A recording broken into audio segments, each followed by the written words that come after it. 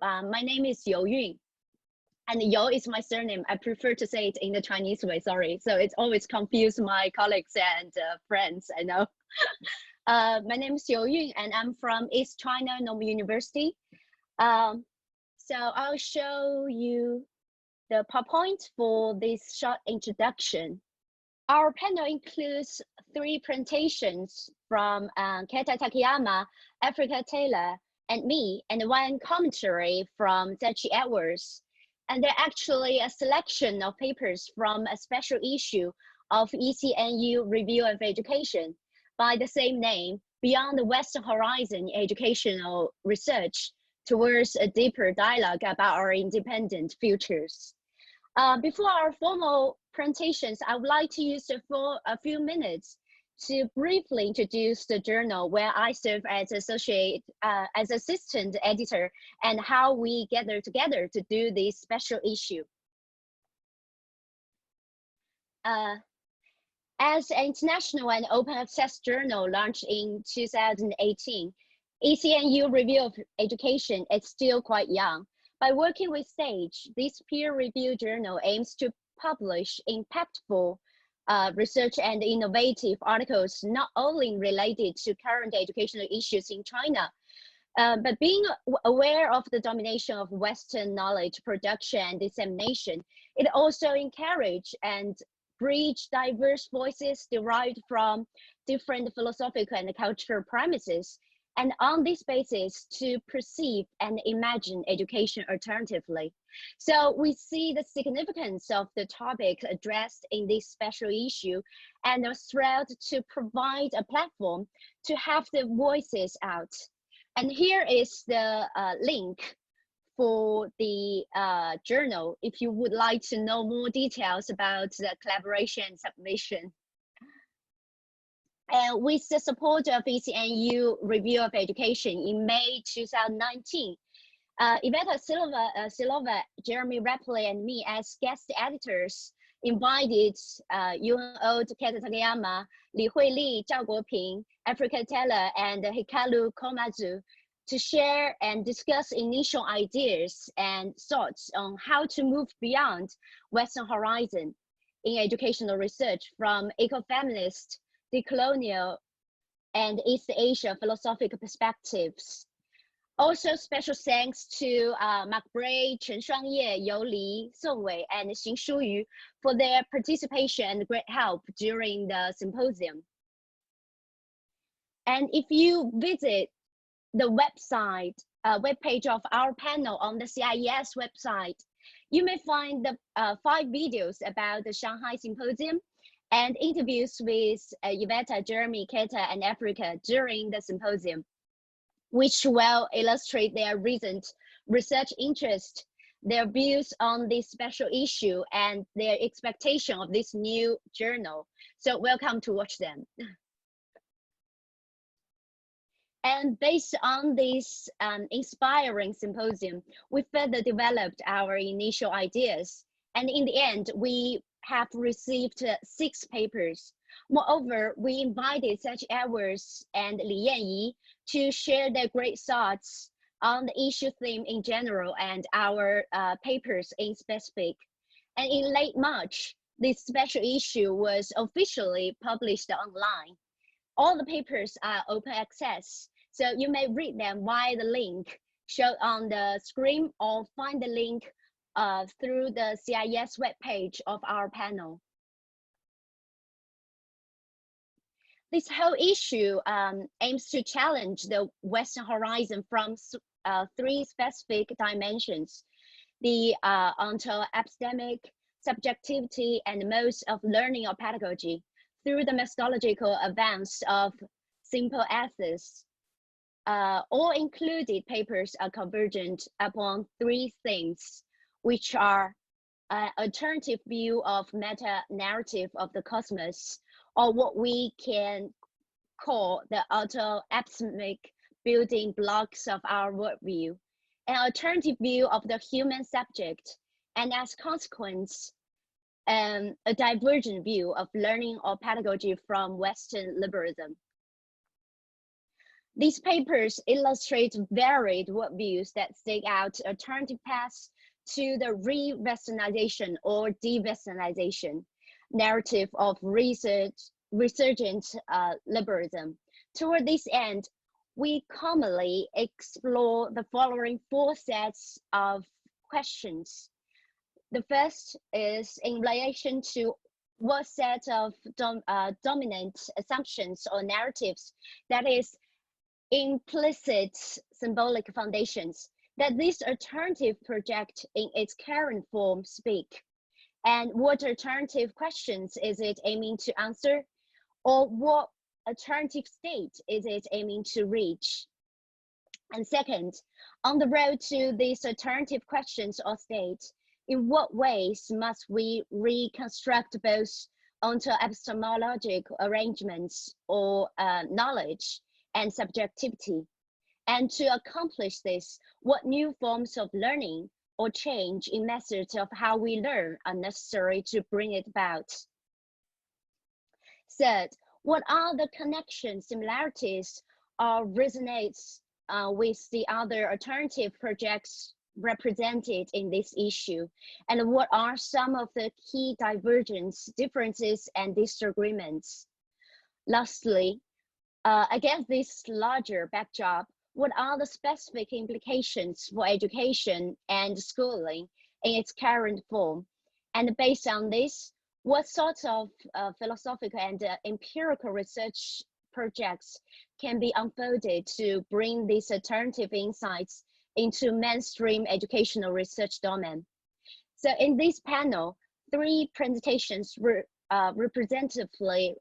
respectively represent ecofeminist, decolonial, Japanese, and Chinese perspectives as included in this issue. Following this is the commentary by Sachi. So let's now welcome Africa. Thank you. Thanks very much, Yo-Yin. I'm just going to fiddle around to share my screen. Okay, it looks like it's set up. Yes, so thanks again, Yo-Yin, for organising this panel session, and for Iveta for helping us to set up the Zoom connection. The title of my presentation, Downstream River Dialogues, an Educational Journey Towards a Planetary Scaled Ecological Imagination, is also the title of my published article in the special issue. It actually changed in between submitting the abstract for the conference and the publication, hence there's a little bit of discrepancy on the website, I think. It's rather a long and involved narrative about a real life journey, the article that is. And it's a journey I undertook with some research colleagues early last year. There's no time to cover the whole story in the article. So instead I thought I'd give you some background information to it, followed up by a bit of a taster, a couple of snippets from the Downstream River Dialogues contained in the article.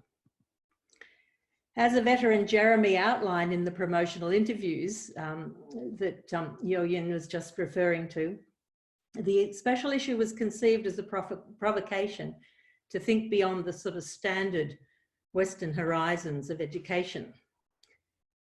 So along with Yo-Yin, they set out to establish a dialogue between educational researchers enculturated or schooled in holistic Eastern knowledge traditions and those who've been long-term internal critics of dualistic Western knowledge traditions. So I fall into the latter camp. Drawing on my association with the late Val Plumwood, a pioneering ecofeminist philosopher, I was invited to extrapolate upon the challenges that Val's life work poses to the Western episteme, and how I've taken up these challenges within my own ecofeminist inspired Common Worlds pedagogical research.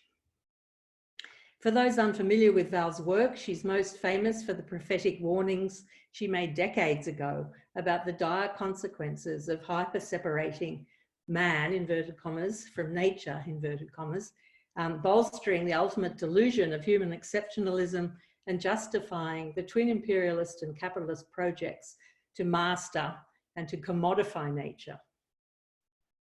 When I took up the task of rethinking our interdependent futures beyond the horizons of the modern Western paradigm, I noted that the same structuring Cartesian dualisms that lock us into anthropocentric preoccupations and stunt our research imaginations.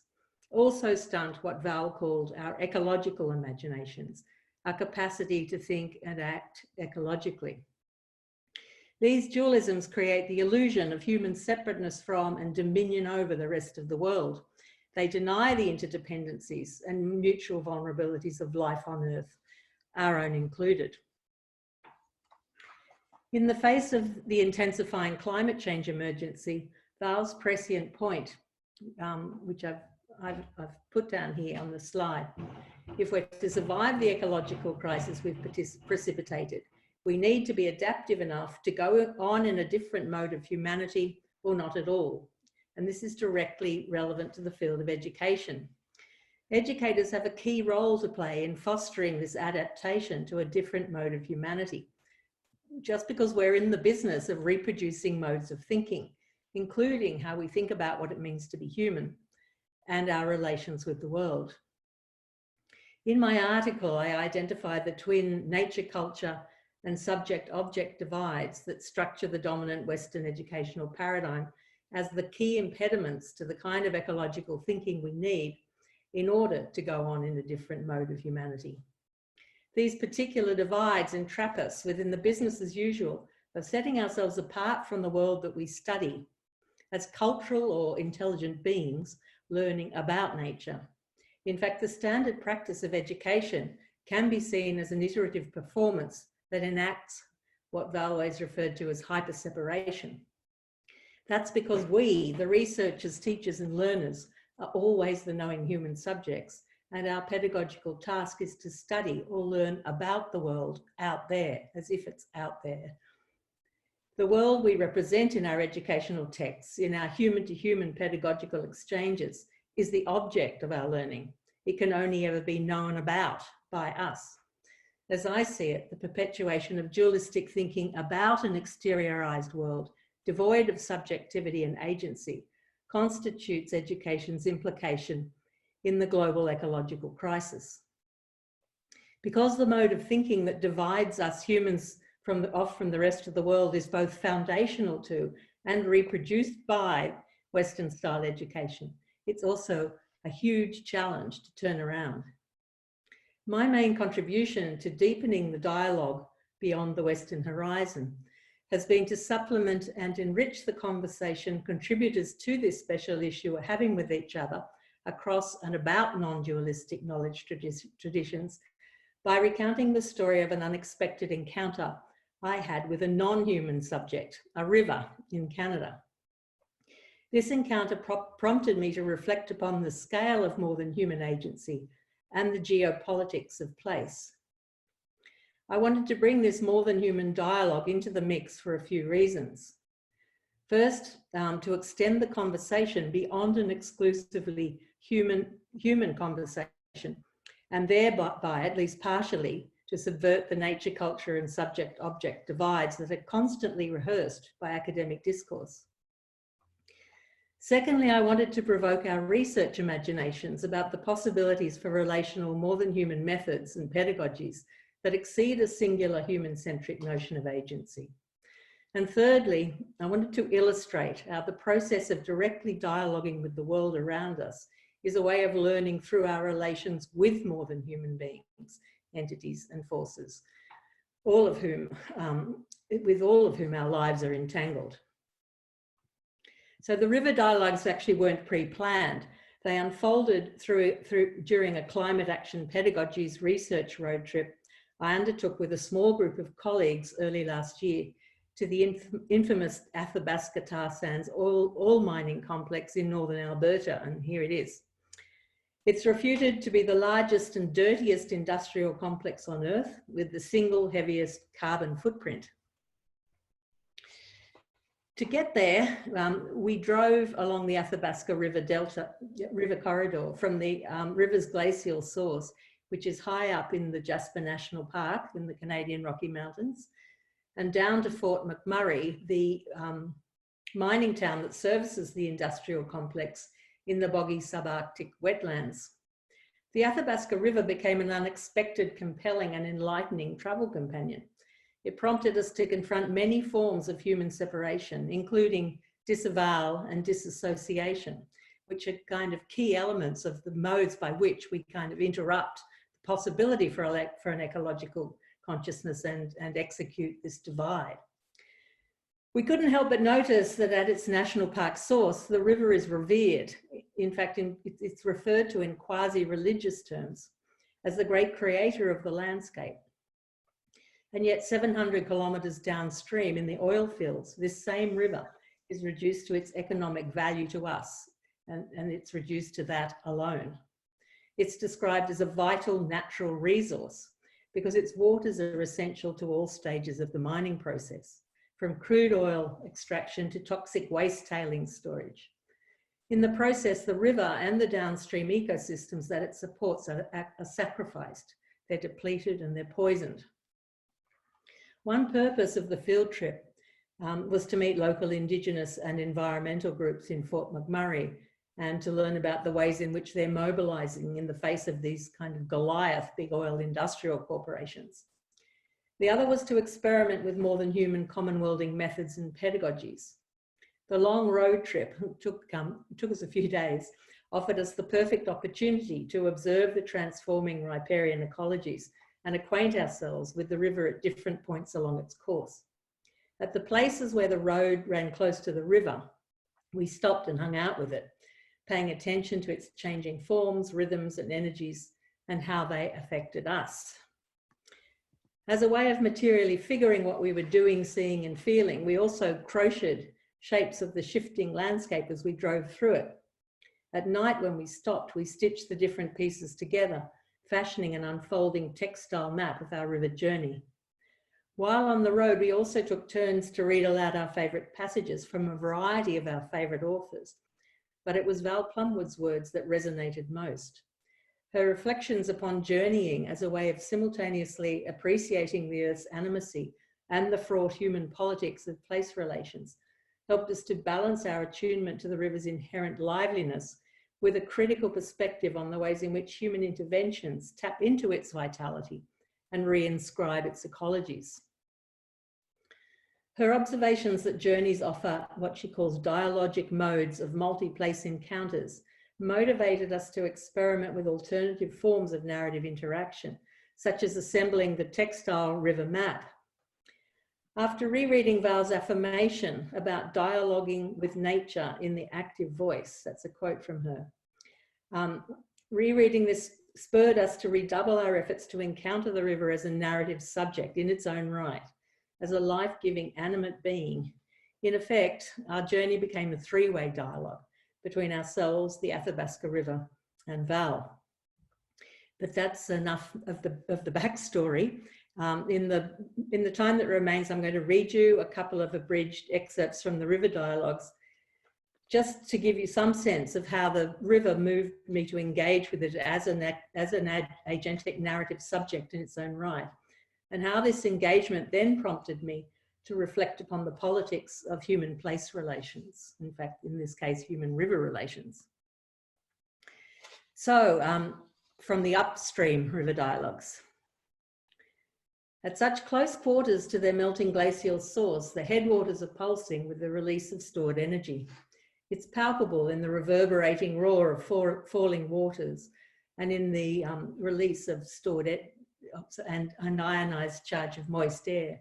We breathe in deeply, savouring the stimulating and invigorating atmosphere. It's impossible not to be animated by it at an embodied molecular level as well as an imaginative one.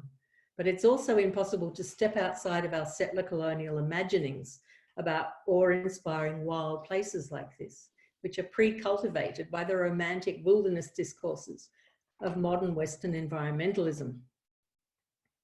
This is brought home by the ubiquitous national park signage, which directs us to pay homage to the creative potency of pristine, pure, in quotes, Mother Nature. And so we do, peering down the swirling icy falls at the rocky fascia, where water collides with resistant quartzite and yielding limestone, we contemplate the shape-shifting force of grinding ice, water, and rock. The material evidence of the river's potency is there before our eyes. The rocky cliffs are punctuated by deep circular holes of the river's past watercourse. Like palimpsests, they reveal the layers of dynamic water-stone relations on a geological scale that dwarfs human temporality, creativity, and agency. Counterposed to the ultimate delusion of individual human will, the sheer force of this raw nature is not to be messed with. We're unequivocally reminded that it deserves our deferential respect. Culturally mediated or not, hyperelemental wild places like these Athabasca Falls can help us to grasp a geologic sense of force and scale, if only momentarily. The expansive geoscalar affect of such places can displace us, providing a vital corrective to the grandiose conceits of human centrism and recalibrate a sense of human time and agency within the so much bigger than us story of life on Earth. But beyond the majestic spectacle and narratives of these kinds of revered wild places, it's much harder to get our lives and agencies into such modest perspective, let alone hold on to it. We keep a respectful distance from the surging waters and turn our attention to the small herbivorous plants and cryptogamic covers growing on the surrounding trees and rocks.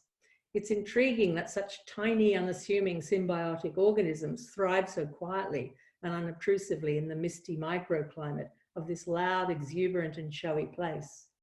The intricacies of their sprightly textures and vibrant colours draw us in, and we examine them closely. We collect a few moss and lichen sprigs in our small crocheted bags to take with us on our road trip. They'll serve as mementos of the river's irrepressible life-giving spirit and of the respect attributed to it at this highly elevated, high energy and protected site. Okay, now I'm going to move on to an excerpt from a downstream river dialogue. We reconnect with the Athabasca River when we reach Fort McMurray. We've been looking forward to seeing it again, but we're also a bit apprehensive that its potent, youthful energy might be depleted after its long journey through industrial agricultural lands. Will we still be able to feel its material power and spirit? But even more than this, we're trepidatious about the fact that immediately downstream from here, its waters will be commandeered as an indispensable resource for mining and processing the bitumen tar sands. It's mid-spring, ice breakup time. Awakening from its winter freeze, the river is starting to flow again. Locals tell us it can be a dangerous time, as large chunks of cracking melting ice can suddenly jam together, burst out of the water, and trigger flood waves. It's reassuring actually to be reminded that despite its impending reduction to being a resource for man's dominion over nature, this river is still an unpredictable and indifferent force to be reckoned with, and those who live alongside it register their vulnerability to its seasonal vicissitudes. We trek across a golf course to access the river. Standing on these downstream banks, everything is still. Today, at least, there's no perceptible action, no cracking to be heard. Large icebergs are pushing up all along the banks. They're black and grimy and motionless, and even though they have an impressive monumental presence, they do make the river seem rather wasted. We throw the once fresh and sprightly mountain sprigs, mossens and lichens that we collected upstream at the waterfall out over the grimy icebergs. We've always intended to return them to the river downstream. It's a way of affirming the river's temporal and spatial continuities, reminding ourselves that it's this same river, no matter how differentially it might be regarded and treated by humans along its course. It's also a small way of acknowledging the river's affect upon us. So that's the end of the dialogues, but I just wanted to say that after this, what happened was that there's no public road access beyond Fort McMurray. You can't drive into the Athabasca oil mining area if you're not part of the mining sort of outfit. But our downstream river journey continued in the air. So in Fort McMurray, we chartered a small plane and we flew above the river as it winds its way through the industrial complex. Narrating what Val refers to as nature in the active voice at this point became really challenging, as this bird's eye view from the plane allowed us to witness the extent and severity of the river's devastation as a resource for mining, and to reflect upon the dire consequences for its downstream First Nations communities. So if you're interested in reading more of these downstream river dialogues and my reflections upon their methodological and pedagogical significance, which I sort of do get to at the end of the article, I encourage you to read the full article. In fact, I hope you read all of the articles that collectively enact a deeper dialogue about our interdependent futures in this excellent open access special issue of the ECNU Review of Education. Thank you. Thank you, Africa. Okay. It's back to me, right? Okay. Now let's welcome Keita Takayama. It's your turn. Okay, excellent. Hello, everyone. My name is Keita Takayama. I'm based in Kyoto University. I just want to start off by thanking the Iveta, Jeremy Rappleye, and the Yuyon for organizing the workshop that was in June last year. As I said in this paper, I find the discussion at the workshop and all the reading that we had to do really stimulating. I find that really stimulating. So the paper that I'm sharing today is how the workshop in Shanghai forced me to engage in sort of a negative learning process whereby I started questioning my own assumptions and my own political subjectivities and how that's been formed in the particular post-Cold War Japanese context and so forth. So I tried to engage with some of the new literatures introduced in the workshop, more specifically Isabel Stangers, Val Plumwood, Deborah Rose, and Walter Mignoro, all these ecofeminist and decolonial literatures. And then, of course, those educational scholars who were informed by this set of literature, like Iveta's work and Africa Taylor's work, and how my engagement with this set of literatures actually forced me to engage in the process of negative learning, where I started questioning my own assumptions and my political subjectivities and so forth. So in a sense, I'm trying to demonstrate what it means to be doing a comparative education in a negation, sort of the concept that I sort of developed earlier in a piece published in Comparative Education at the beginning of this year. All right, so in this paper, I attempt to extend the conceptual work on a negative approach to comparative education that I have recently articulated elsewhere. And I conceive my participation in the Shanghai workshop as a disruptive moment where my previous forms of knowing and being were challenged. And more specifically, I discuss how my attempt to situate the ecofeminist and decolonial literature, the two main bodies of literature introduced through the workshop, within the context of Japanese education, triggered me to reconsider the role of Shinto, that's the domestic religion in Japan, sort of animistic cosmologies in Japan, reconsider the role of Shinto in Japanese education and question my own firm identification with the liberal left politics within Japan. And I demonstrate how the initial sense of discomfort and the remaining sense of ambivalence took me on a journey of unlearning and relearning about the limits of my own knowing and my own political subjectivities and the place of Shinto cosmologies in Japanese education. And I conclude a discussion with a few provisional thoughts that point us to an approach to a comparative education that make our research a matter of concern across multiple linguistically bounded and national and regional scholarly communities. So that's a sort of summary of the paper. Now moving on to the second slide, if I can move. So just to give you some quick summary of the literature that was introduced at the workshop, in a nutshell, both ecofeminist and decolonial literatures attempt to open up space for different epistemologies and ontologies and cosmologies that have been suppressed by the global spread of Western modernity and a coloniality nexus and global capitalism. Ecofeminist recognizes the more than human worlds and stresses the need for a coexistence of humans with multi-species communities, triggered by the human-induced ecological challenges of a planetary scale and learning from the indigenous communities of Australia. Deborah Rose, for instance, rejects the human exceptionalism of the Anthropocene era, and rearticulates humans as a member of multi-species communities.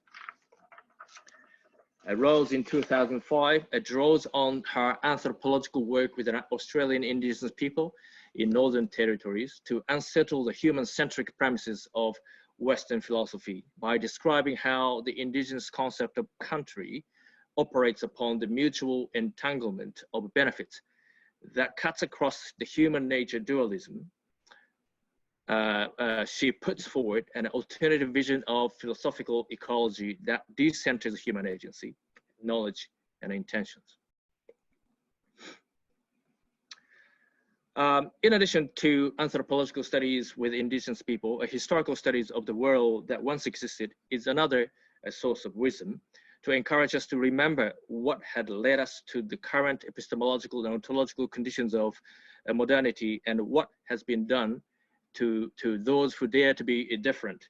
Isabella Stangers in 2012 asks us to remember the smell of burning witches. It is an evocative reminder that there existed a social world where witches and fairies were embraced as a part of the real world humanity, and where the distinctions between science and superstition were left opaque and constantly transgressed. The hegemony of scientific rationality and its underside, that is, eradication of other worlds, were not a natural consequence of human progress, but of ontological violence. By smelling the burning witches' fleshes, we could develop our closeness with those who have already been destroyed in the name of rationality, objectivity, and great divide between nature and culture. Astanga in 2011, page 58. The decolonial critique of Western modernity coloniality, represented by Walter Mignolo, resonates closely with ecofeminist scholarship. Most crucially, both identify the role of culture in constituting the violence of modernity coloniality nexus, and more specifically in securing the hyper-separation that Africa mentioned earlier, the hyper-separation between adults and children, humans and nature, man, woman, civilized, barbaric, in science and myth. So drawing on Plummer's work here.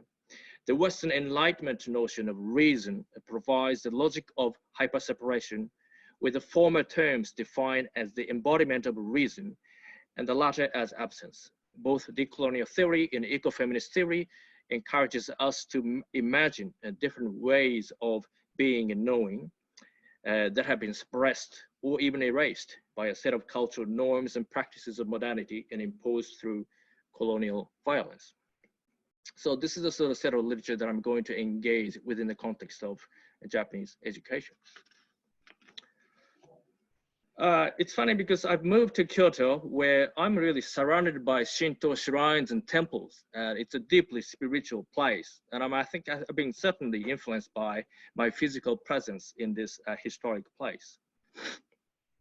Shinto's values and practices are so enmeshed in Japanese people's everyday life that they have become their second nature, according to Kasulis in 2004.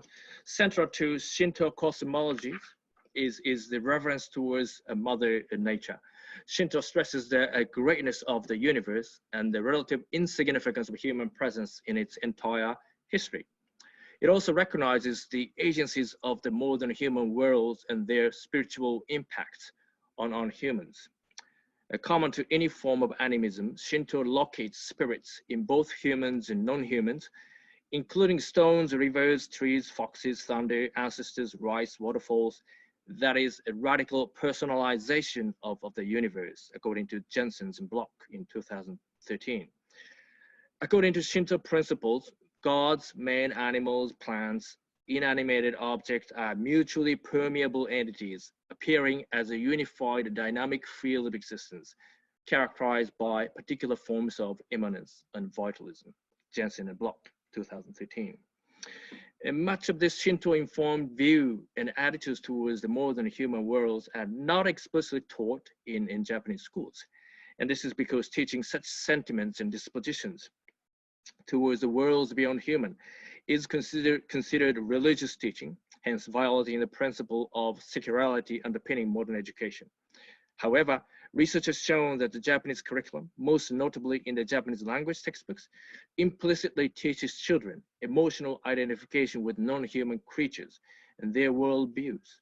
More recently, the Ministry of Education introduced moral education supplementary text to counterbalance the increasing Western-inspired emphasis on critical literacy. And here I'm going to just provide you an excerpt from one of the moral education booklets called Kokoro no Noto, Notebook for Heart. Humans are moved by beauty. When faced with the magnificence of nature, we feel moved and hold our breath. Calm, great ocean that spreads endlessly. Vast hills and fields and towering mountain ranges. It feels as though they mercifully embrace us, as though we melted into them. But would this be true? When nature bares its fangs, it engulfs us with overwhelming might. The thundering noise of crashing waves, the volcanic smoke that shuts out the sky, and a massive earthquake that shatters the earth. A feeling of awe and respect towards the existence of matters beyond human control springs up. So Ministry of Education 2002, page 65. Here, children are to leave behind the modern scientific form of learning where they are to understand and comprehend and control the awesome. Instead, they are to simply, quote, stand under it, feel themselves to be inherent part of it, and it part of themselves. David Kasulis, 2004, page 167. Children are expected to learn to assume a passive attitude towards nature, so they gain spiritual depth through careful observation of natural phenomena and personal identification with it. Now, moving into Shinto more deeply, Shinto has a very, very troubled history in Japan, as you may know. And the use of Shinto beliefs in schooling has been intensely contested since the end of Asia-Pacific World War II. During the wartime, Shinto was incorporated into the state apparatus and played a central role in interpolating the people into the wartime imperial ideology. And public education was a key state mechanism through which the widely accepted Shinto beliefs in nature were mobilized for ideological indoctrination. The post-war US-led occupation, ordered the complete removal of Shinto religious elements from state apparatus and put in place constitutional mechanisms to ensure separation of church and state and freedom of religion.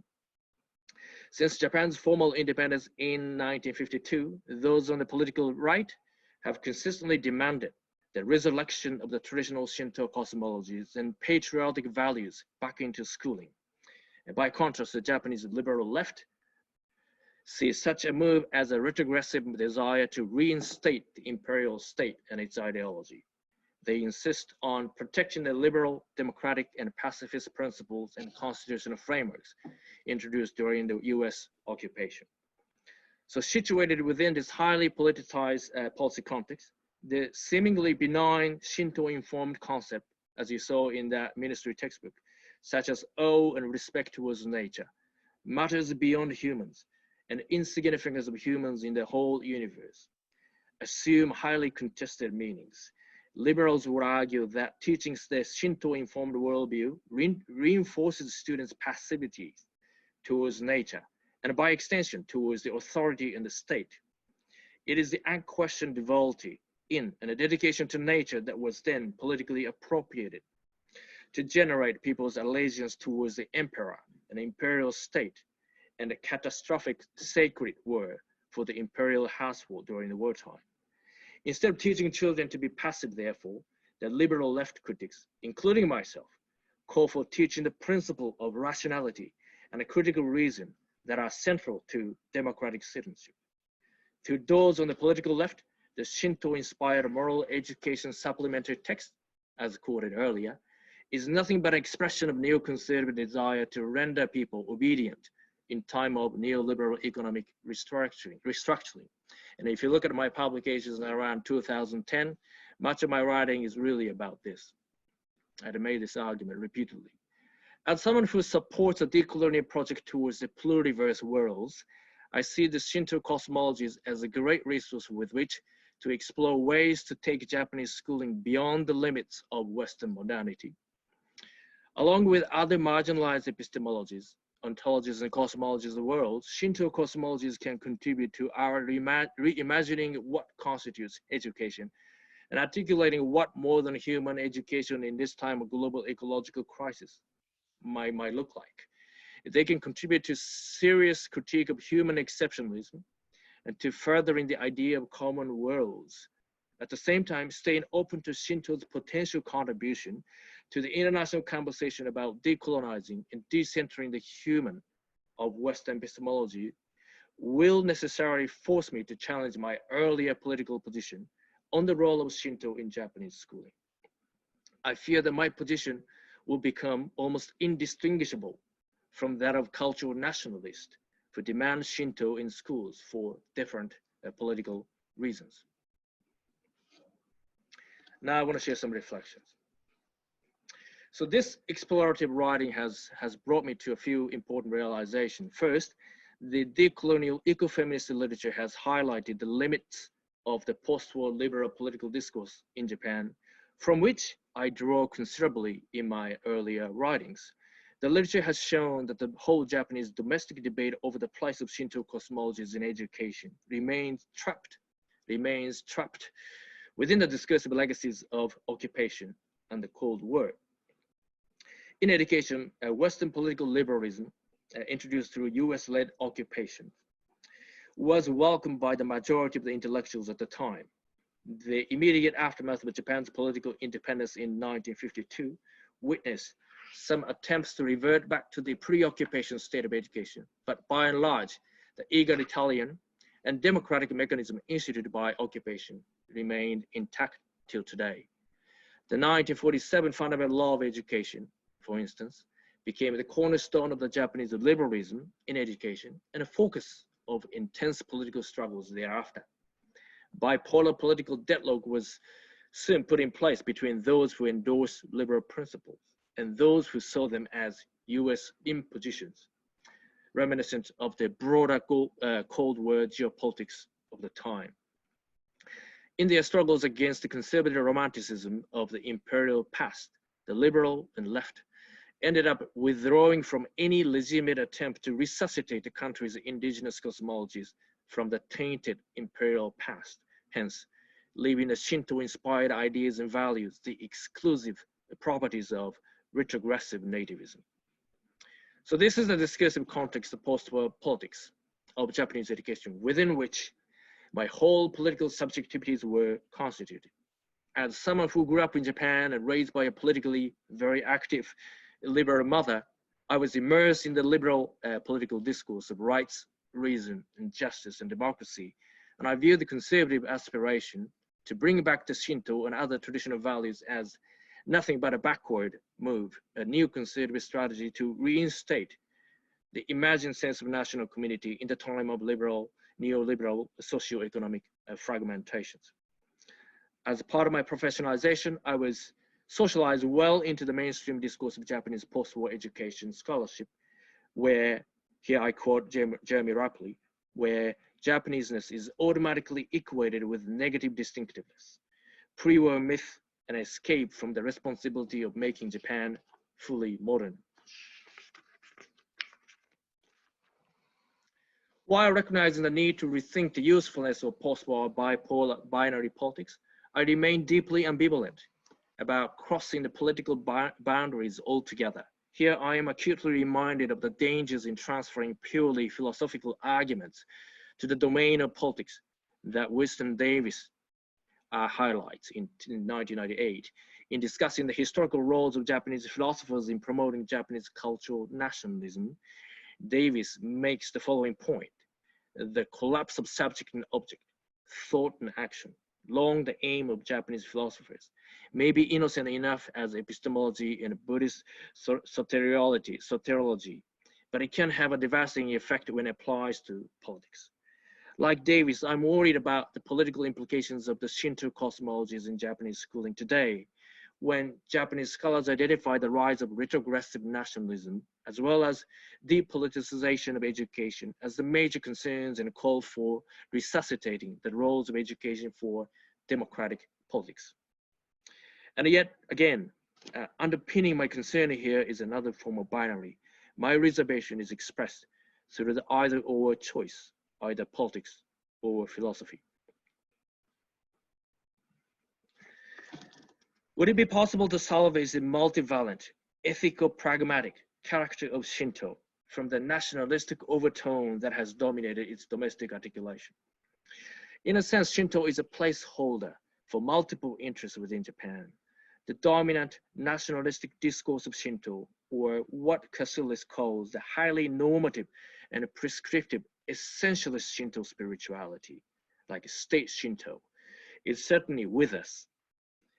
But there is also ad hoc, flexible, and descriptive form of Shinto as a popular practice, or what Cassilis 2004 calls the existentialist Shinto spirituality, which pervades much of place-based invocations of Shinto cosmologies in festivals, rituals, mundane life moments.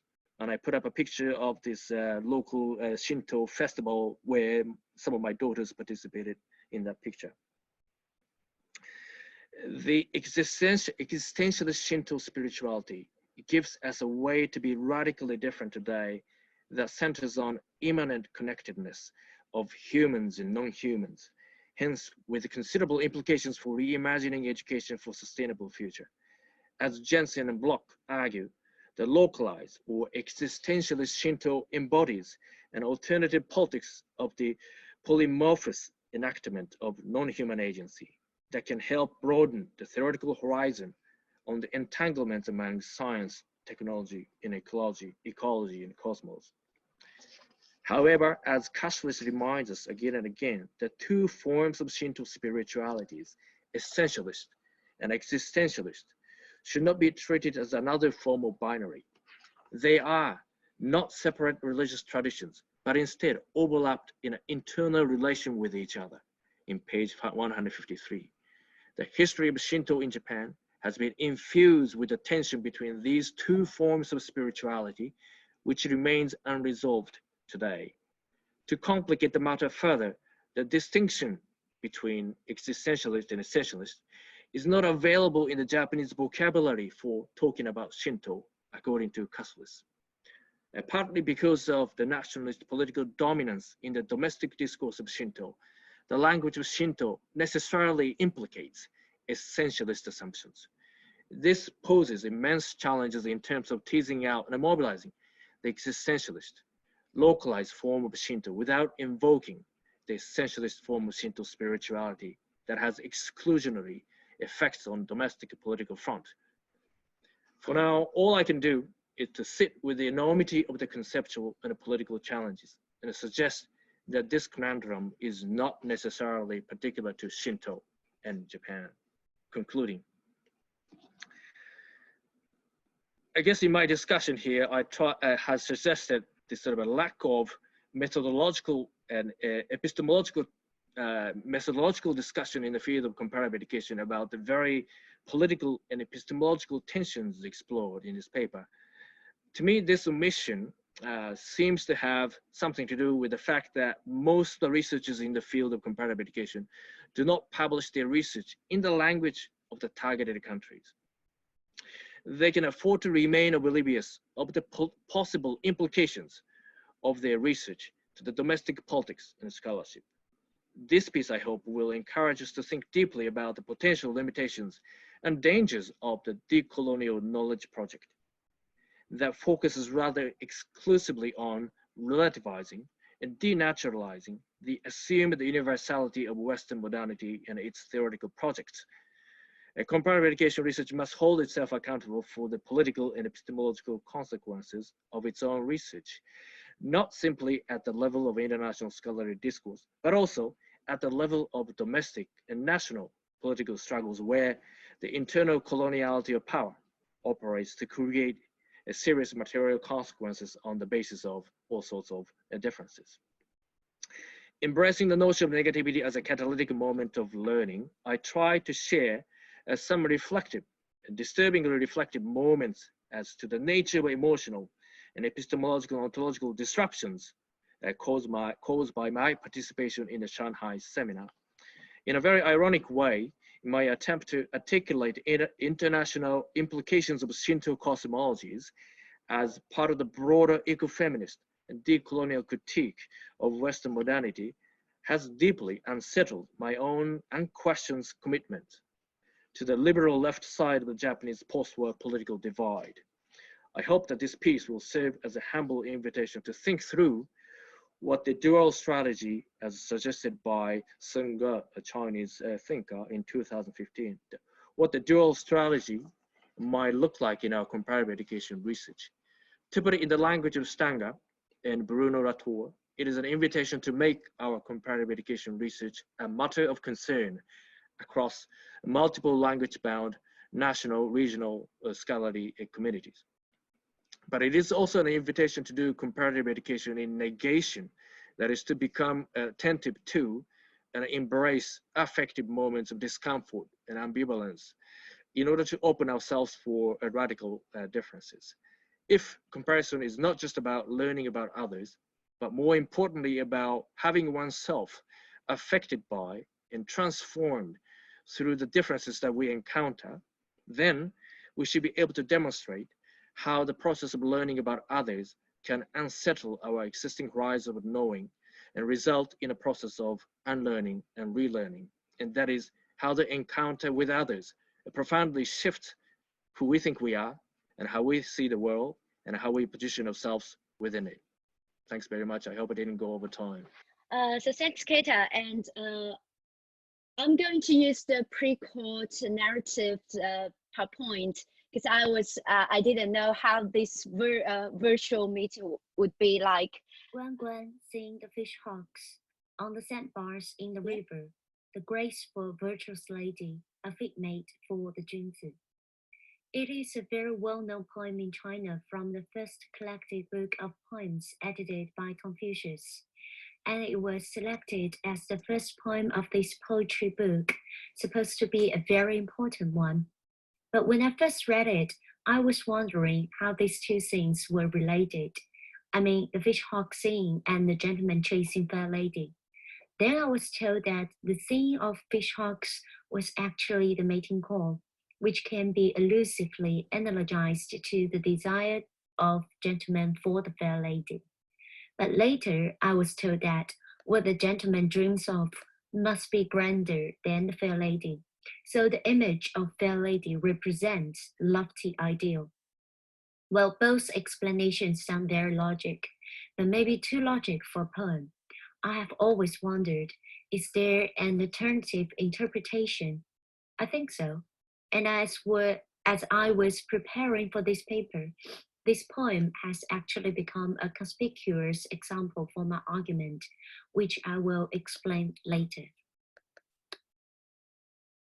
My paper focuses on the concept experience, which is a taken for granted and under-examined key concept of constructivist pedagogy. Constructivism has been sought by many Chinese scholars as the vital theory underlying China's new curriculum reform, which started in 2001, and officially it is still going on after nearly 2 decades. OECD has identified this reform as one of the key reasons for China's outstanding PISA performance, and the Chinese government has also claimed this reform as one of its significant achievements in education. It seems that China has become an exemplar of catching up with the West by well learning from the West. As I have elaborated in my paper, what we can draw from Chinese philosophic and pedagogical resources has often been downplayed in the popular PISA narratives or being fit into the Western ontologic and epistemologic frameworks consciously or unconsciously. So in this paper, I would like to explore how we may understand experience and learning experience alternatively premised on the ontology of Confucius, and discuss how this alternative understanding may inspire another approach to learning. It is noteworthy that Confucius never used the term experience. So rather than exploring Confucius' thinking about experience, I have attempted to think about experience through Confucius, which was definitely inspired by David Hall and Roger Emmer's book, Thinking Through Confucius. In my paper, I have spent a long section reviewing how experience is understood in constructivism and its philosophical underpinnings. I have argued that within the examined Western philosophers, experience is generally deemed as sensory materials being rationalized or at least organized to generate knowledge. Nevertheless, among them, Dewey should be highlighted.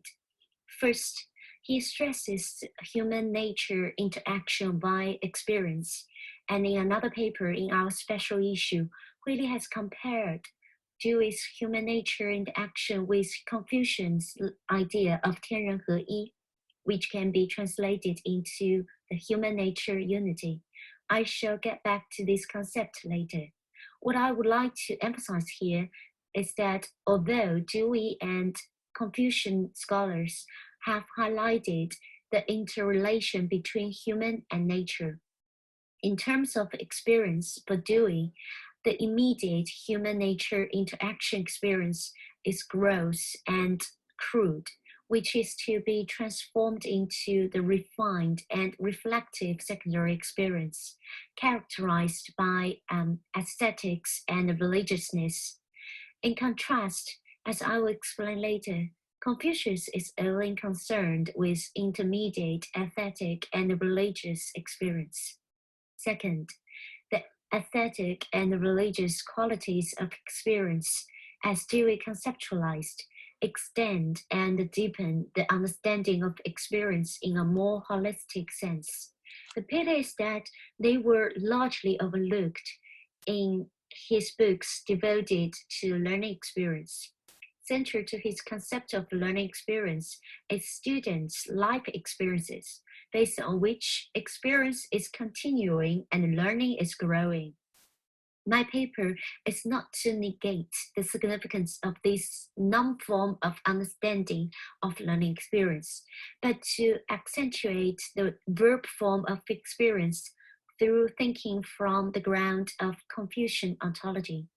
And I believe this alternative understanding, although downplayed in the rational and logical modern world, is crucial for a better education. Confucius only concerns things within the bounds of immediate experience. In contrast to the transcendence of the Western deity, the Chinese Tian is immanent in the sense that it emphasizes the connection to this worldly experience and the engagement of humanity in the realization of its purposes and goodness. The notion of 天人合一 implies the noblest encountering of Tian, heaven, and Ren, human, in the Tao movement, which is consummately realized in the immediate experience and characterized by ascetics and religiousness. As I have argued in this paper, the encountering in the Tao is what should be experienced in daily learning. To elaborate this alternative understanding is the notion of Tao. Tao is often translated into way, but rather than passively following the pre-existing way, Tao indicates a unique person dynamically interacts with her or his unique circumstances. So one is making one's own road. In this sense, Tao is not transcendent and cannot be captured as abstract principles or content-fixed norms. People should be self-cultivated to use their judgments to determine what is appropriate on a case-by-case basis, and creatively adjusting their minds to concrete circumstances in order to broaden Tao, to realize Tian's purposes and goodness, to harmoniously live in the world, which is the moral way of living. So, on the one hand, the specific broadening of Tao differs in terms of content and forms. On the other hand, Tao in various life situations is fundamentally consistent as it presents and leads to harmonious and moral existence and encounters. This kind of consistency is embodied in Confucius' notion of Yi Guan Zhi, that is, one thread binding Tao, the approach to concrete, dynamic, but meanwhile consistent Tao it's experiencing. That I shared at the beginning is a good example of how the concrete, dynamic, but meanwhile consistent Tao is possible. Rather than telling a fact or simply describing a scene, the first two lines create an atmosphere and evoke a feeling of remoteness, peace, and seclusion that people yearn for.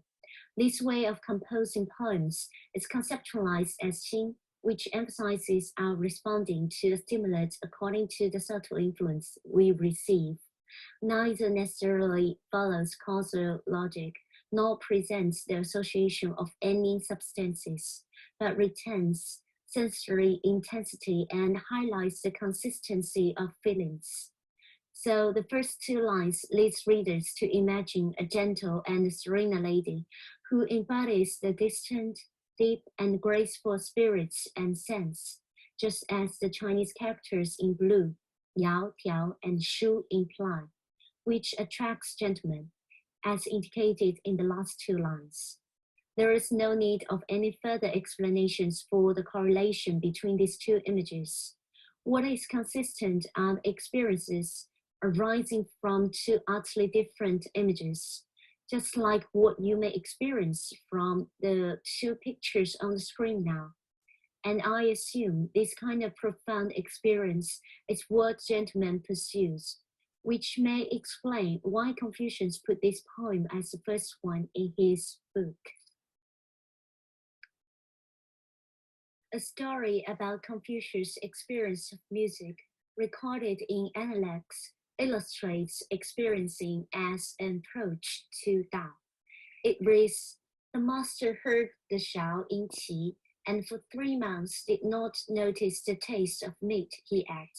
He said, I never dreamed that the joy of music could reach such heights. Clearly, this kind of experience is not emergent from mastering the theory of music or understanding the content of music, but from a religious and aesthetic state of attuning to Tao that he reaches by appreciating and immersing himself in a great piece of music. In other words, rather than being understood, the religious and aesthetic Tao is experienced. Lastly, experiencing Tao is not rare or far away from daily life. Instead, Tao can be directly and ideally experienced through Li. Li derives from the attempt to imitate the encountering of human heaven. Practicing Li enables people to develop a sense of what is right. It may start from following certain procedures, but led by the ever-experienced aesthetic and religious Tao experienced through Li. Gradually in daily life, people's gesture is harmoniously coordinated with others, all effortless and unaware. The Li experience of Tao and the transforming function of Li led people to appropriately amend and adjust their behaviors to accord with Li, broaden Tao, and live morally. Then, how does this alternative understanding of experience inspire alternative learning experience? In general, the Chinese equivalent word of learning is deemed to be 学, but Amos reminds us that Confucius explicitly distinguishes cognitive exercises and 学, which is learning as personal growth. He emphasizes that for Confucius, learning should be circumstanced in terms of lived ethical roles and characterized by the sense and meaning of morality. It moves beyond developing cognitive and rational abilities as priority, but values the cultivation of sensitivity to and appreciation of living this world with all forms of life in harmony. The holistic development of students, if it embraces the idea of cognitive and rational development accompanied by the nurturing of relation awareness and morality, and if this is indeed the goal of educational reforms, it can only be achieved in this alternative learning. While this does not negate the importance of students' life experience in learning, it demands that it must be more than that. As explained above in terms of the poem, two events, although not logically related, are consistent with each other as they both attune to Tao and share the aesthetic and religious experience of Tao. Likewise, while the contents of curriculum are rich and diverse, they are organized bodies of human culture and derived from real human life, ideally either presenting the best form so far of human existence to be inherited and carried out by the following generations, or containing the desire and aspiration for harmony to be fulfilled in the future. Tao lies in them and threads them together in a larger system of meaning and value, which could and should be experienced in the learning process. Like the transformation function of Li, the experience of experiencing Tao would guide students to learn various subjects of knowledge along moral lines and impulse self-cultivation and adjustments of students' behaviors. The task of learning is not cognitively knowing the word, but experiencing Tao while knowing the word and transforming students' ways of living in the word consequently. This learning experience would encourage them to constantly strive for moral perfection in their lives as they taste the grand experience of harmony when they are young. This kind of experience holistically unites knowledge and meanings in learning, which enables us to aesthetically and religiously inhabit this world. Moreover, experiencing Tao through the concrete content of knowledge embraces the richness, vitality, and the complexity of real life. Learning is thus far beyond understanding abstract concepts, theories, and rules, exercising skills, and developing capacity for reasoning. This alternative understanding of learning experience is more likely to achieve what one of the participants of our Shanghai Symposium, Guoping, calls for.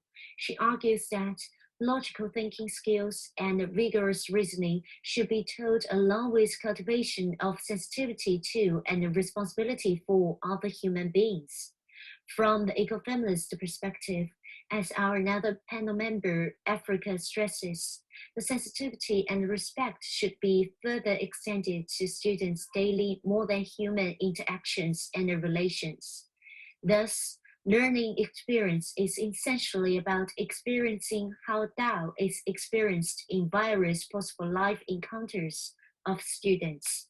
Students can only become sensitized and respectful when they really feel that way. Concrete knowledge and the content of each experience may be easy to forget, but the felt profound experience of Tao in learning is deeply embedded in heart.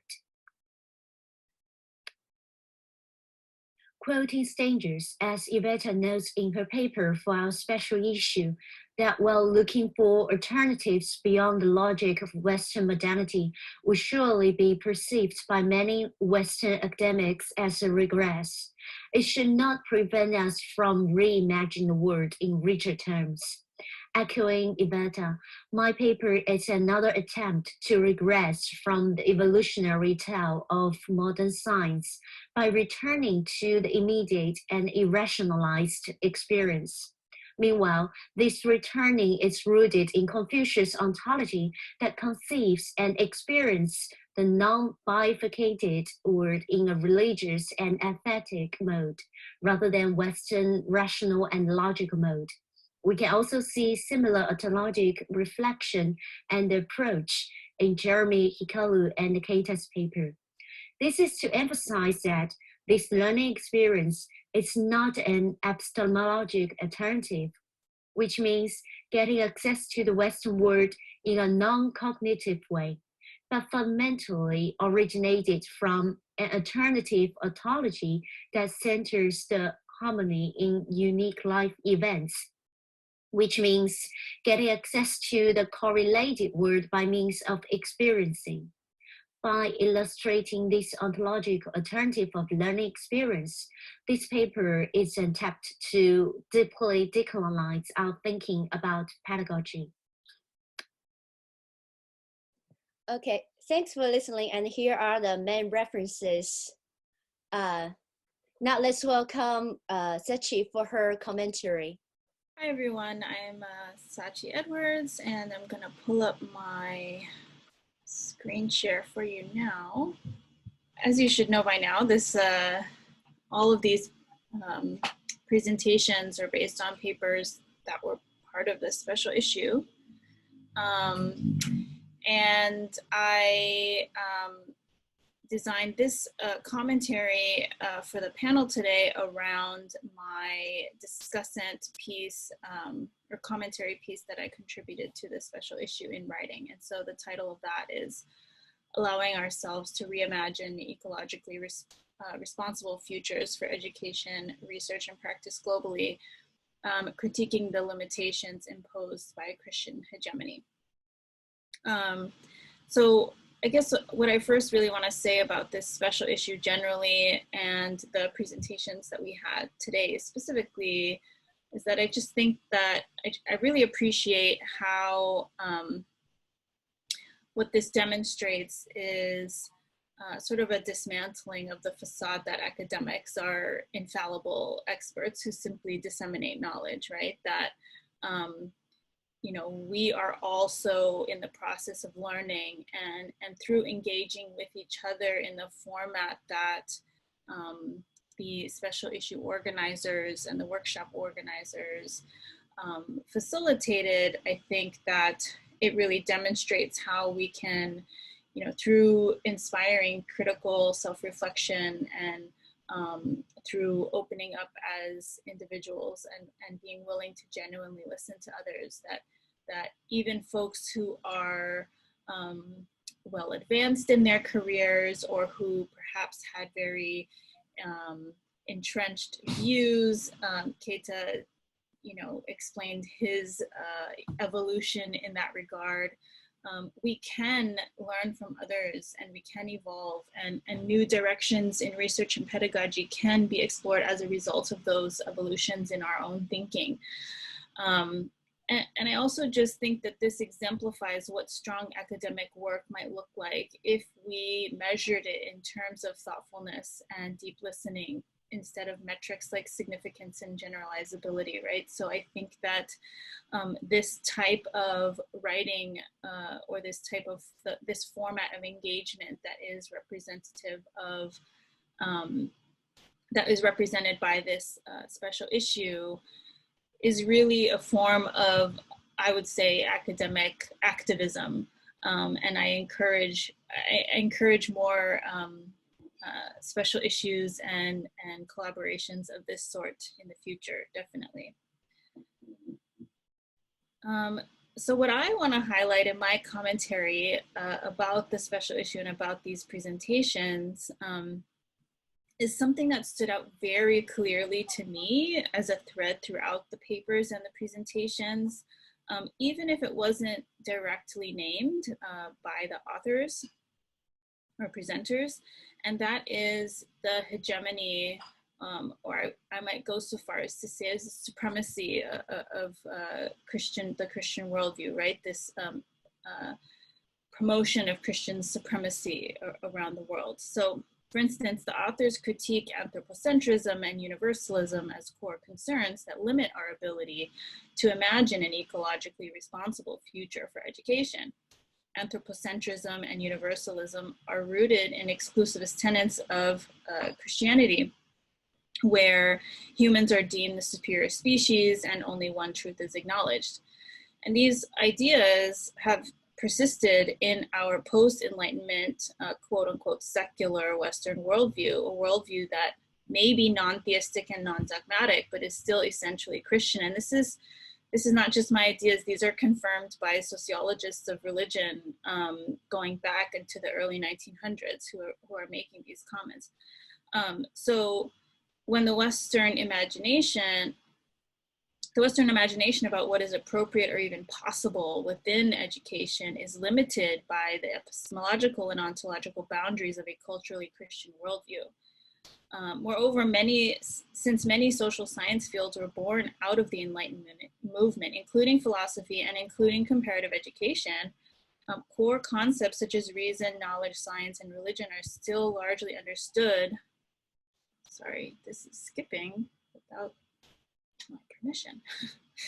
Are still largely rooted, let's see, in a culturally Christian perspective. So when we set out to imagine what alternatives to modern Western education could be, it's important for us to engage not only with non-Western philosophies and spiritualities, but also religions. And now, I know that most people avoid using the term religion when discussing purposes and processes for education. But again, I want to stress that it is largely a Western convention to separate religion and government. And it's really, I argue, only necessary when the dominant religion is exclusivist and seeks to proselytize and effectively destroy other religions. So my concern with avoiding religion talk, however, is that when we do so, Christian culture and philosophy manages to escape critique. So in other words, when we discussed today in this panel Shinto, Confucianism, and indigenous worldviews as spiritualities or ontologies, but if we don't also recognize them as religions and make that explicit in our conversations, we really fail to put them into direct conversation with Christianity and its associated culture and philosophy. So while we dialogue about our philosophical differences and similarities and how we can learn from each other to generate new potential futures for education, Christian hegemony continues to operate unchecked and unbalanced, including within public schools under the guise of Westernism, modernism, and liberalism. And this has been well documented by a number of researchers. So again, sorry about that. No. So since we find ourselves at a crisis point with regard to the health and well-being of our planet, we really do desperately need to start engaging with alternatives to Western and Christian ways of knowing, being, and doing, even in our education systems.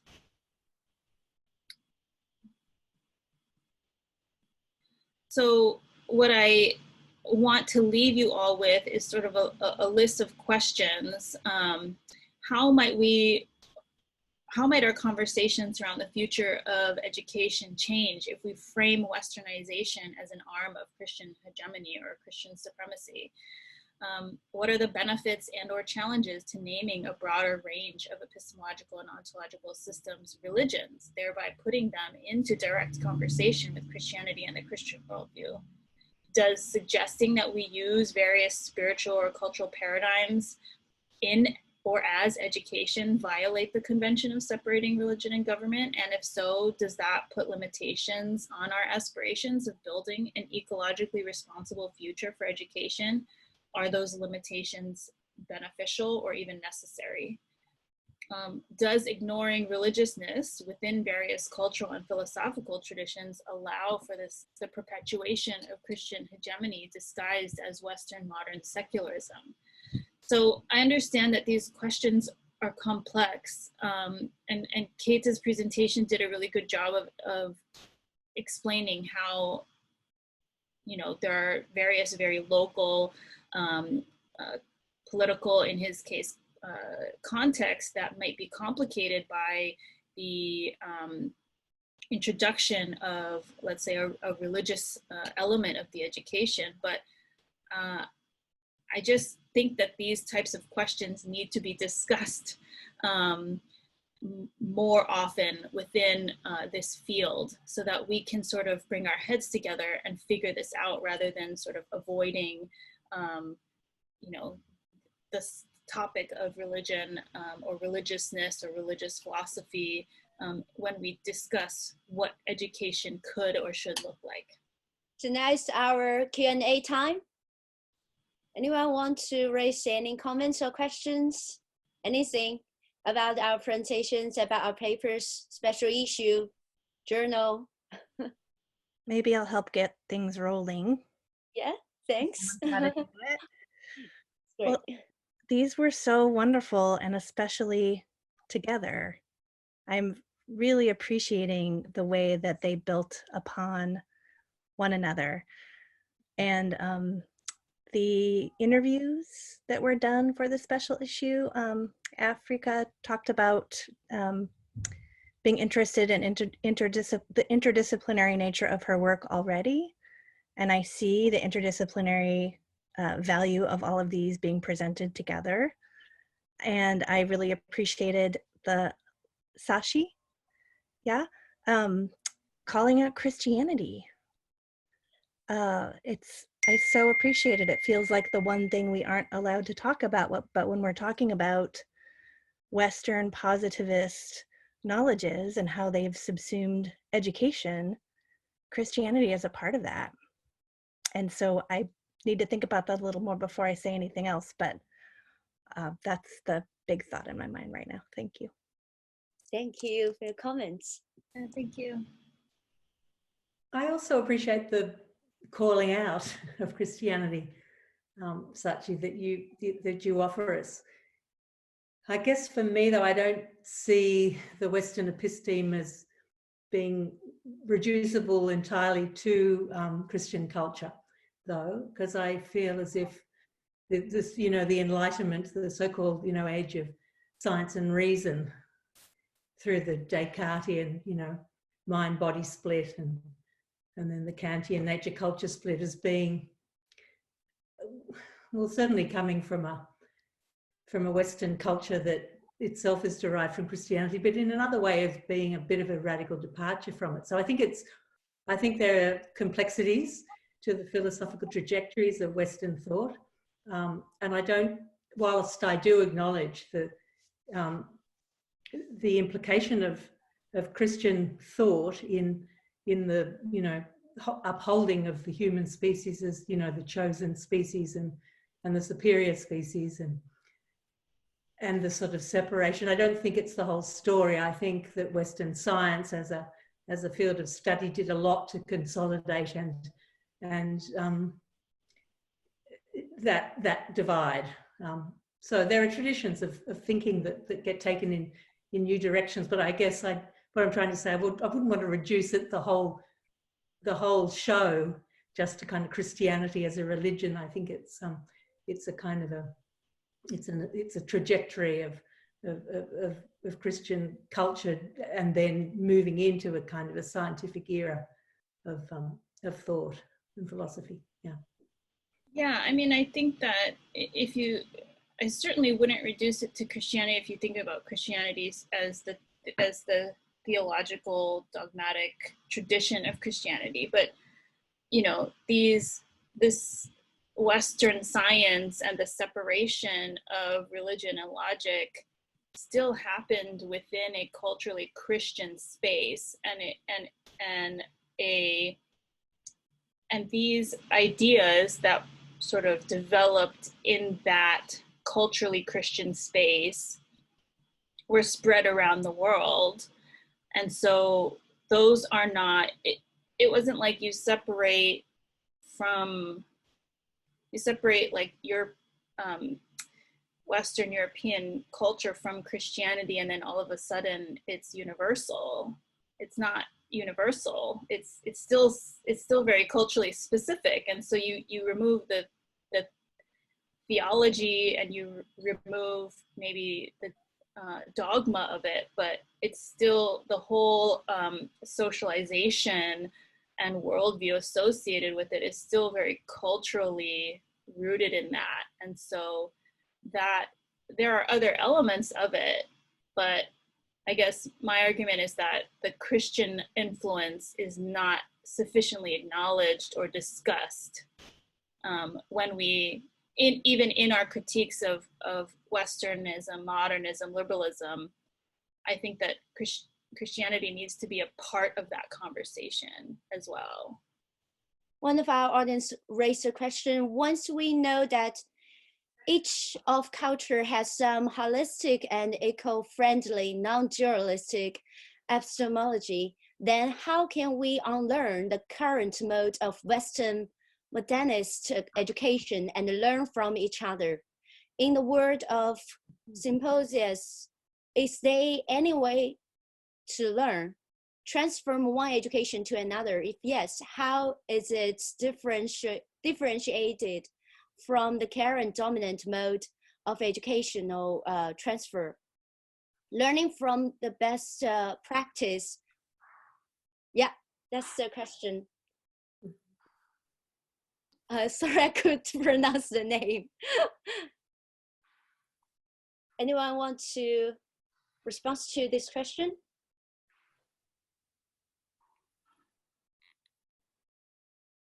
Policy borrowing, right? Well, just quickly, I think that's what we're doing right this minute, isn't it? We're trying to share those ideas that come from different knowledge traditions to find the connections, and yeah, maybe also, you know, deal with some of the divergences and this conversation that yourself, Yo-Yo, and Veta and Jeremy set up for us to do, and we're doing it right now. Yeah. Veta, do you want to say something? Yeah, I think in addition to what Africa just said, and the fact that we actually doing what's been proposed, but also I think it's important to acknowledge that the kind of non-dualistic mode of being and knowing and stuff like that, it's actually already happening in the space of public education. Like, I think it's important not to assume that all that is completely eradicated from modern education systems. Many studies have shown that it's actually there, like small seeds of not even resistance, maybe not a conscious resistance, but it's just people engage in a non-dualistic form of being and knowing on a day-to-day basis, and teachers are oftentimes unconsciously engaged in it. And I think part of a job is to actually to document it and to highlight the fact that it's actually there. We're doing it. Yeah, I agree also with Keita and Africa and others. But so much of comparative education research, especially on policy transfer, has been really set up against this idea of Western best practice, right? Like a lot of research revolves around that, especially, you know, looking at the OECD and the best practices that they identify. And then there is a series of research studies critiquing or, you know, doing all kinds of things. And we are so busy doing that stuff that we actually don't have the time or don't take the time to look at other practices that are more symbiotic, right? Other pedagogical practices and processes. And it's almost like refocusing our own, I think, interests away from the dominant paradigms and looking for what else coexists with it. And I mean, I have myself guilty of, you know, critiquing the main paradigms for many, many years, right? Only at one point realizing, you know, how much is missed by not looking what coexists next to it. Yeah, so I'm really excited also to be part of this conversation. And bringing, so to me, it's kind of almost bringing into focus other knowledges and other ways of being that are there, but not part of the conversation. Thank you, Veta. And I want to just add one point. Actually, I made this point in my introduction of my paper. Is like, because these days they talk about a lot about the best practice in Shanghai, in China, right? And they try to make it look like the China model. But from, I think as a Chinese scholar, what I can see is actually they make the Chinese model in a Western way. So that's why I want to emphasize that in my paper.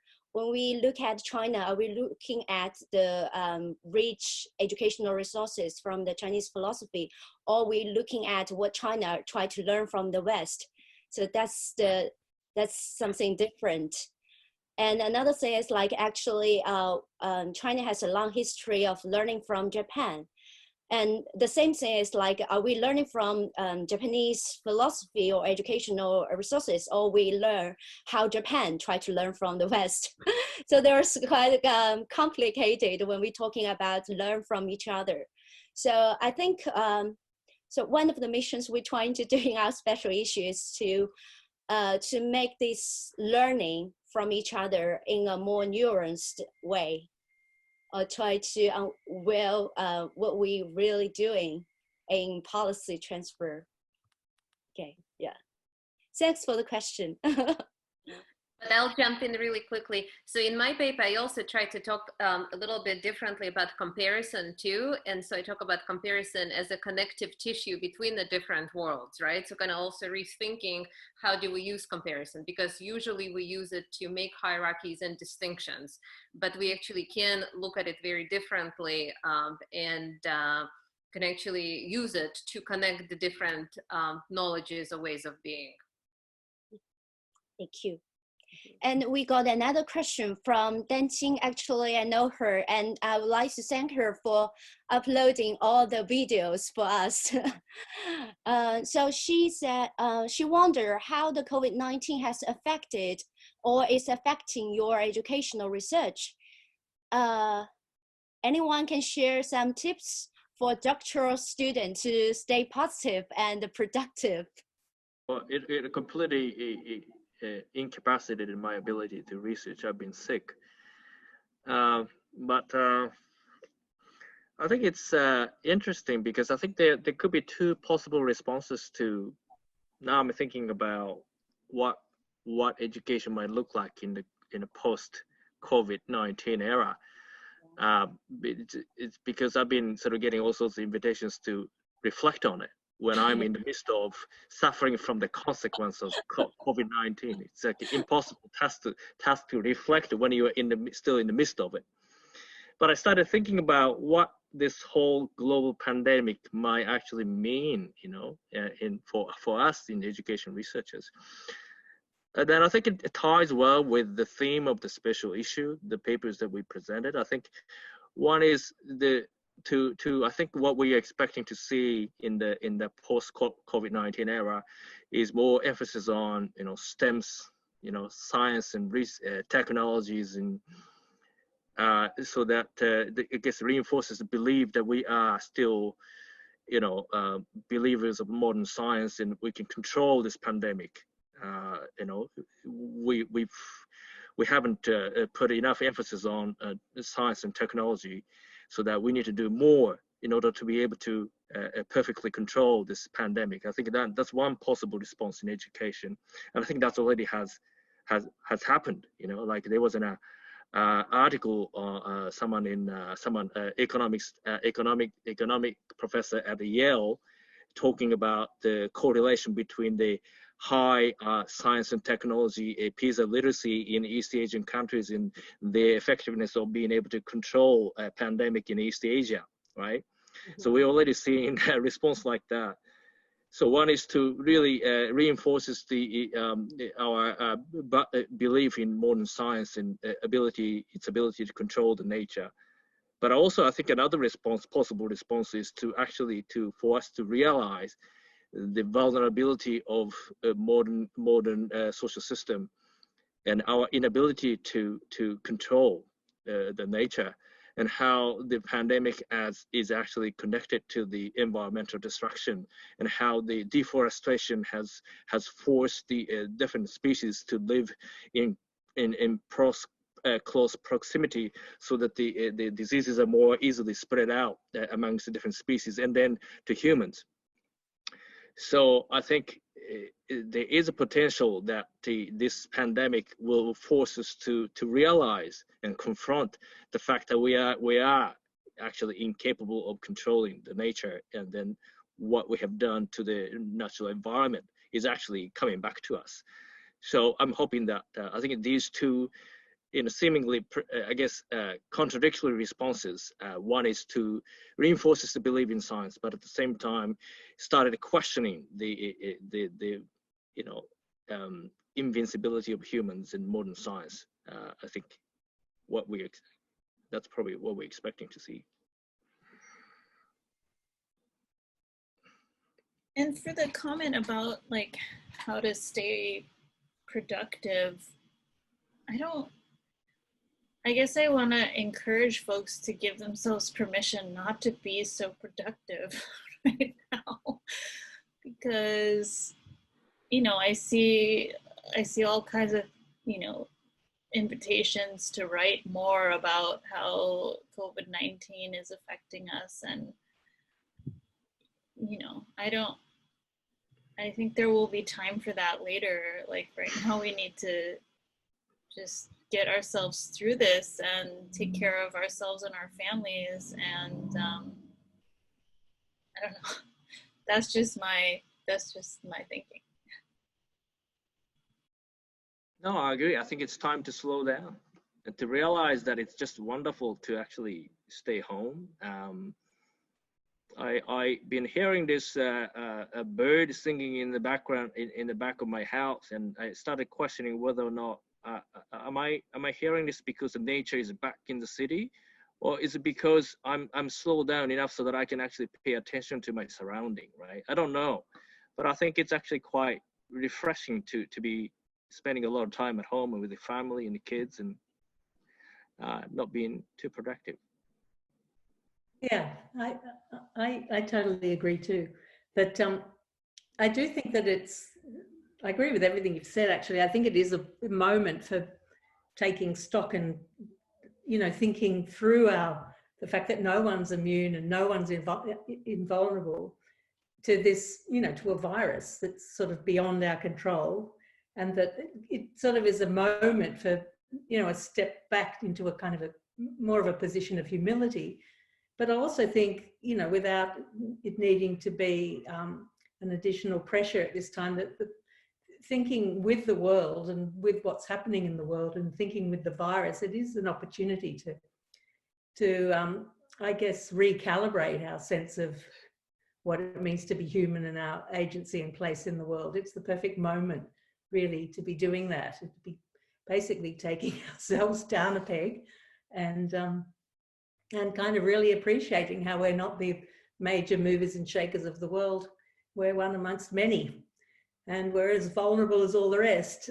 One thing that I was really interested in when I watched some of the Symbiotic Earth video about, you know, I've gone blank on her name, Iveta, help me out. Lynn Margulis's work, yeah, was that, you know, when I listen to, you know, the politicians, and I'm, you know, Donald Trump in particular, it's such a kind of a war cry. It's all battle talk, you know, about the virus as the enemy, and we're going to defeat the virus, and we're going to be the victors, we'll be the winners, and the virus will be the loser, and we're triumphalists, and we're the best. And I kind of wish that Lynn Margulis was still alive, because I'd really like to get her idea about thinking through what's happening now in terms of this virus, you know, the microbial life on Earth as being really the main mover and shaker of the planet, and how we might think more symbiotically with the virus rather than see it as, you know, an enemy that we will inevitably defeat and become victorious over.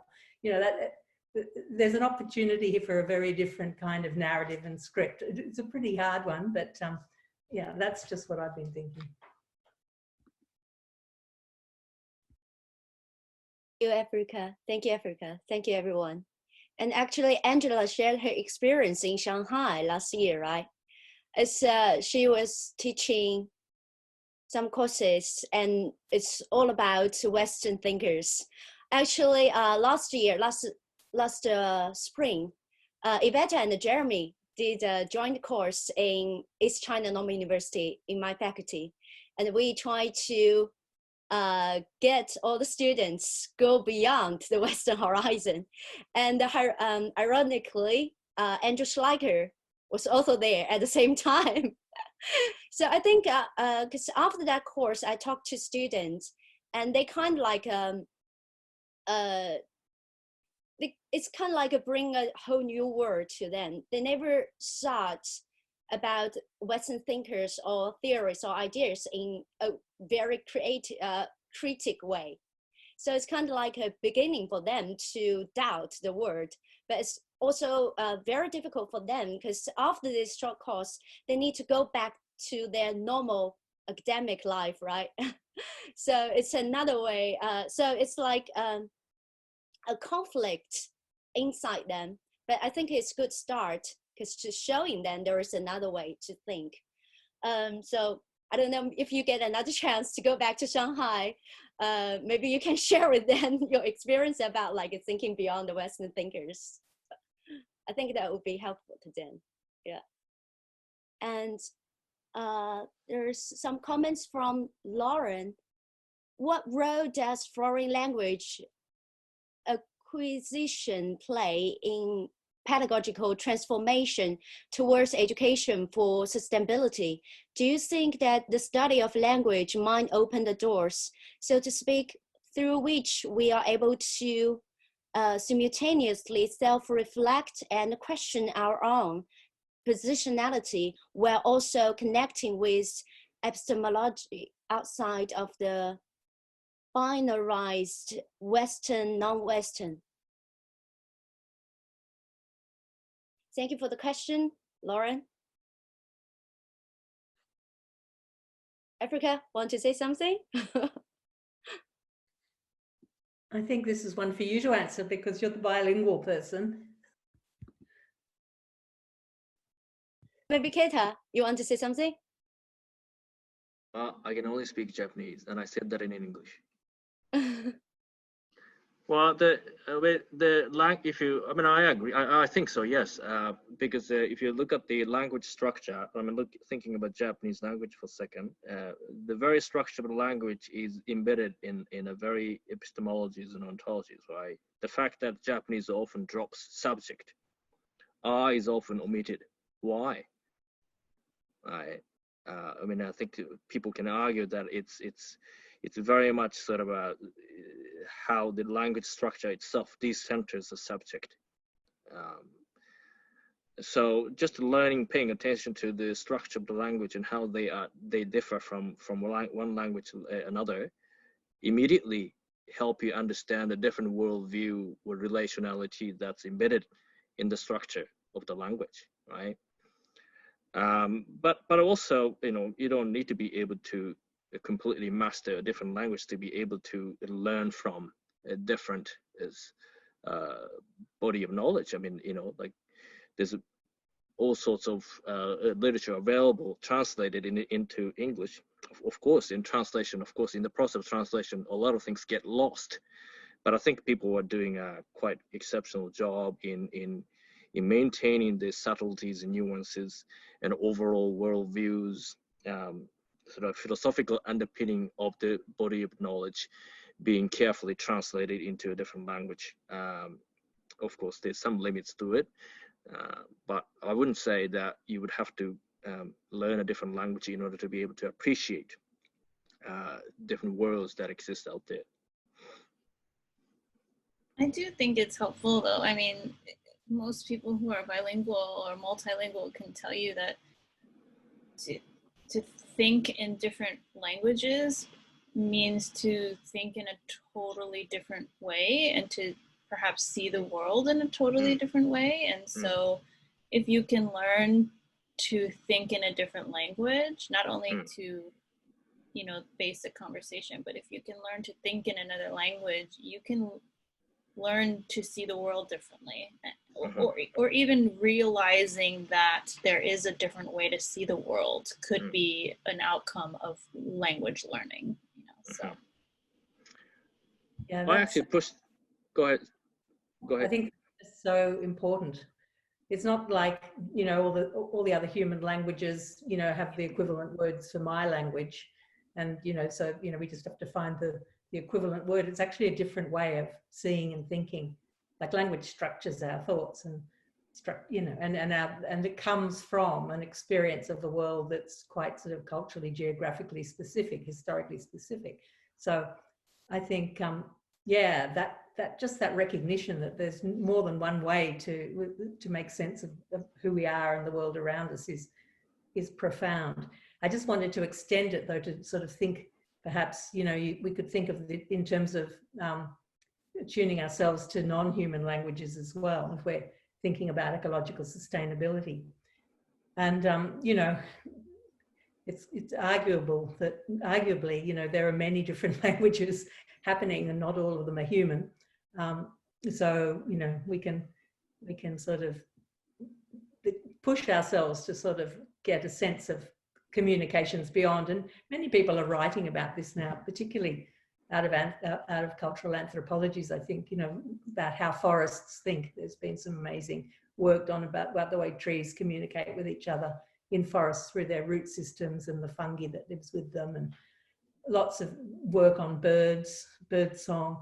There's just a lot of information around about non-human language as well. So that, I think, if the question was framed in terms of ecological sustainability, I think that's another place to go for sure.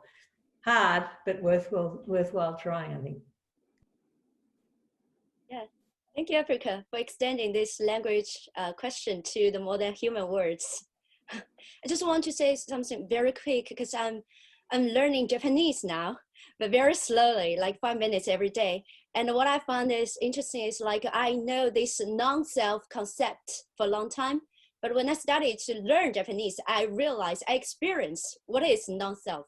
You actually don't really use the subject that frequently in Japanese. So that's kind of example.